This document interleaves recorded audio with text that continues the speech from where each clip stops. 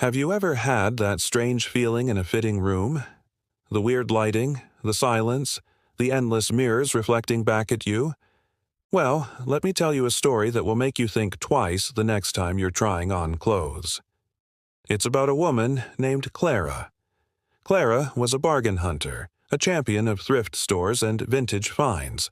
One rainy Tuesday, she found herself in a dimly lit, labyrinthine secondhand shop called Echoes of Yesterday.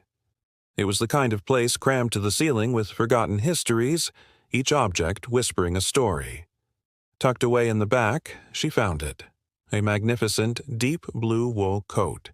It was classic, elegant, and felt like it was made just for her. She took it to the fitting room at the very end of a long, narrow hallway.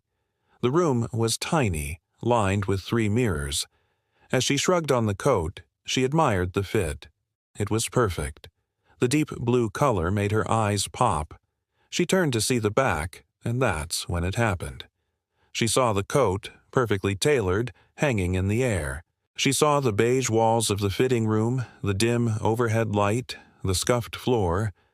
But where her face should have been, where her body should have been inside the coat, there was nothing.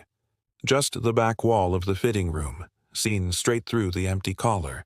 Her heart hammered against her ribs. She blinked, hard, convinced her eyes were playing tricks on her. She looked again. Nothing. It was like she had become a ghost, visible only by the clothes she wore.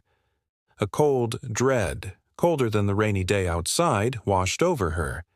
She reached up to touch her face, her fingers trembling. In the mirror, she saw the sleeve of the blue coat lift, but no hand, no arm, just an empty sleeve moving in the air. Panic began to bubble in her chest.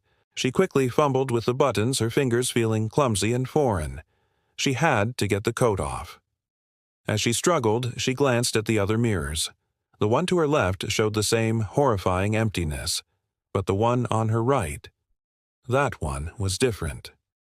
In the reflection on the right, she saw herself. But it wasn't her. It was a woman, pale and with sorrowful eyes, wearing the exact same coat. The woman in the mirror wasn't panicking. She was just standing there, a faint, sad smile on her lips, as if she was waiting for something.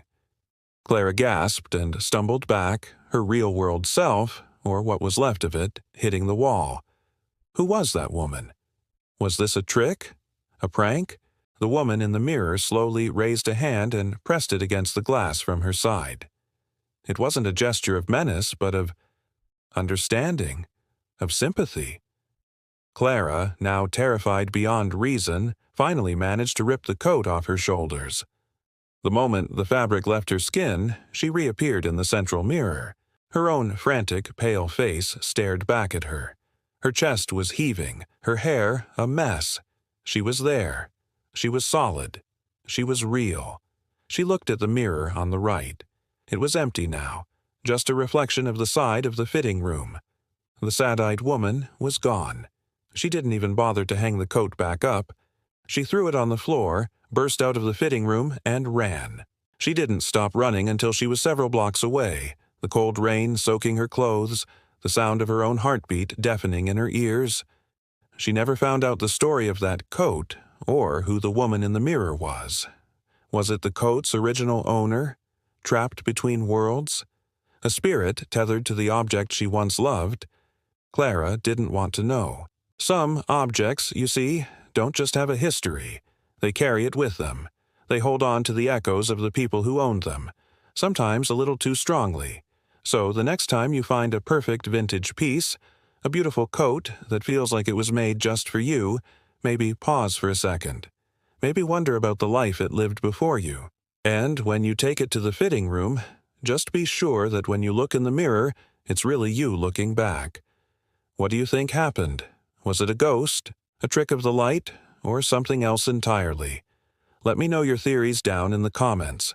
I'd love to hear what you think. And if you enjoyed this spooky tale, don't forget to hit that like button and subscribe for more stories from the strange and unexplained. Thanks for watching, and stay safe out there.